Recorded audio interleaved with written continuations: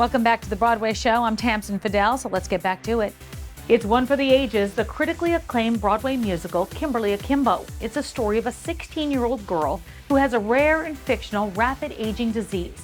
Imagine teen angst while living in the body of a 70-year-old woman while also dealing with a dysfunctional family. Here's Beth Stevens with another edition of Building Broadway. So you were a performer on Broadway for a long time. Was directing always a dream for you? I think I probably was all along because I was so interested, even as an actor, in things that had nothing to do with me. I was really interested in the larger parts of storytelling, but I didn't really take the leap until about 10 years ago, 12 years ago. That's how it started. So what was the learning curve for directing? I mean, I know that as an actor, you get to see a lot of different styles of directing, but when were you like, oh, I can do that. I know how to do that. I had, in years previous to that, whenever I had downtime, and there's quite a bit of it as an actor, I would ask friends who were directors if I could assist them. When you're in front of the rehearsal table acting, it's actually that hard.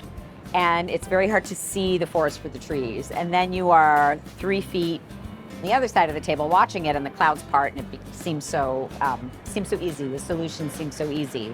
And so it's an interesting thing to know, to have been on both sides, that it can be that easy and it is actually that hard.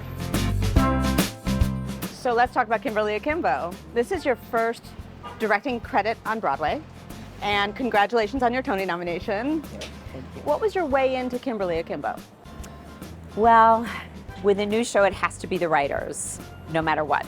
And so the thing I cared most about was that David and Janine felt that their baby was in good hands. So it was really important to me to be right next to David and Janine, to really hear what their goals were and what was most important to them in any given moment.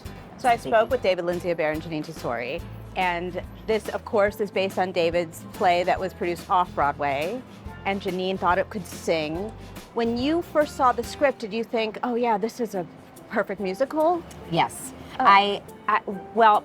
I first spoke with David about it before I was on board. We were talking about, I was directing a play of his in Boston, and so we were discussing that, and he had mentioned that that he was working on Act 1 of this musical adaptation of Kimberly Akimbo, and I gasped, and I thought, oh wow, that's an amazing idea. That play really sings.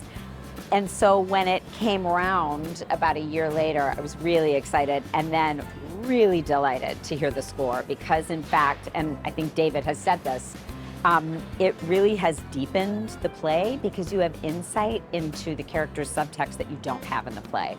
And so I think it's actually made the story deeper and richer and better.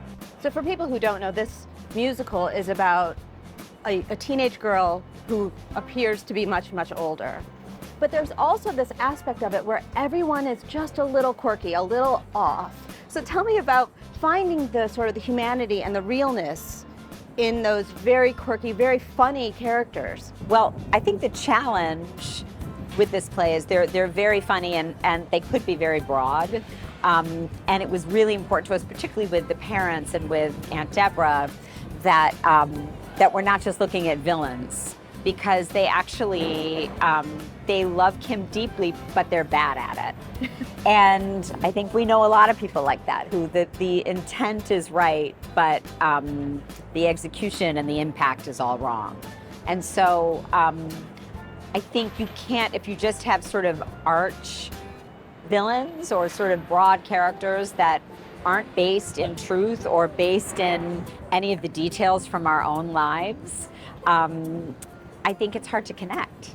So it was really, really important to make sure that, as absurd as the story can sometimes be, and as absurd as the situation is, and as the circumstances are, that there isn't a single moment that someone can't say, that actually reminds me of a slice of my own life.